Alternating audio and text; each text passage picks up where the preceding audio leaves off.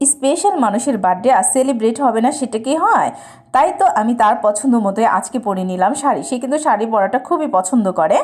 আসসালামু আলাইকুম, আমি শামসুন্নাহার লাকি আবার চলে এলাম আপনাদের মাঝে নতুন আরও একটা ব্লগ নিয়ে। সকাল সকাল এই তো আমার বাচ্চাকে ঘুম থেকে উঠানো না তো একটা যুদ্ধ করা, সে তো ঘুম থেকে উঠতেই চায় না, খুব জোর করে তাকে ঘুম থেকে উঠাতে হয়, অনেক কিছু বোঝায় ঘুম থেকে উঠাতে হয়। আর এটা হচ্ছে ছুটির পরে যখন তাকে আমি আনতে গিয়েছিলাম, এই সিনটা কিন্তু আমি খুব মিস করি। মনে হয় আবার যদি এই বয়সটায় চলে যেতে পারতাম কত ভালো হতো, তাই না?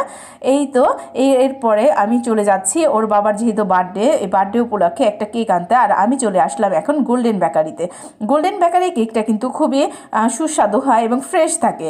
এই তো ওরা মানে এখানে কেকের সাইজগুলো কিন্তু খুব বড় বড় করে নেয়, শুধুমাত্র যদি অর্ডার দেন তখনই তারা বড় বড় মাপের কেকগুলো বানাবে, না হলে ছোট ছোট কেকগুলোই বানায়। হ্যাঁ, আর এখানে আমার যেহেতু খুব বড় কেকের প্রয়োজন নাই, তো আমি আগে কিন্তু অর্ডার দিইনি, আমি ভাবছিলাম আমি গিয়ে নিয়ে আসবো। আর এখান থেকে আমি খুব ছোটোই একটা কেক নিয়ে আসলাম, যেহেতু আমরা 4জন সদস্য আর 4জনে মিলে সেলিব্রেট করব, খুব বড় কেকের প্রয়োজন নাই। বিভিন্ন ধরনের চকলেট ছিল এই দোকানটার ভিতরে। এই তো বিভিন্ন ধরনের চকলেট, বাচ্চাদের জন্য যেই আইটেমগুলো থাকে ওইগুলা ছিল। আর এখানে কিছু কিছু ছিল বক্স চকলেটগুলা, যেই চকলেটগুলা দেখা যায় মানে বাচ্চাদের জন্মদিনে যদি গিফট করতে চান বা নিজেদের বাচ্চারা পছন্দ করে এক বক্স নিয়ে দিলাম, এই ধরনেরও অনেক চকলেট ছিল। তো এখান থেকে আমি চকলেট এবং কেক নিয়ে আমি মানে আঙ্কেলটাকে বললাম কি আঙ্কেল আপনি রাখেন, আমার একটু জয়পাড়া কাজ আছে, আমি একটু জয়পাড়ার ভিতরে যাব। তো এই দোকানটা কিন্তু জয়পাড়ার একটু সামনে, মানে পুরা জয়পাড়া পর্যন্ত যেতে হয় না।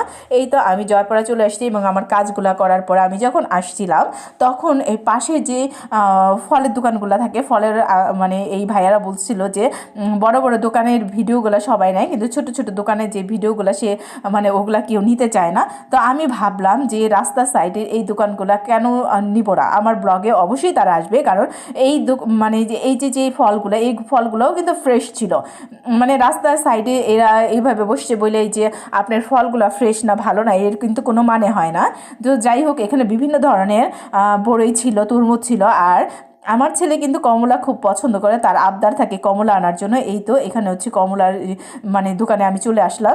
এখানে বিভিন্ন ধরনের ফল ছিল আর ফলগুলো খুবই ফ্রেশ ছিল। আর যেহেতু এখন এই ফলগুলোর সিজন, ফল ফ্রেশ থাকবে এটাই মানে ঠিক।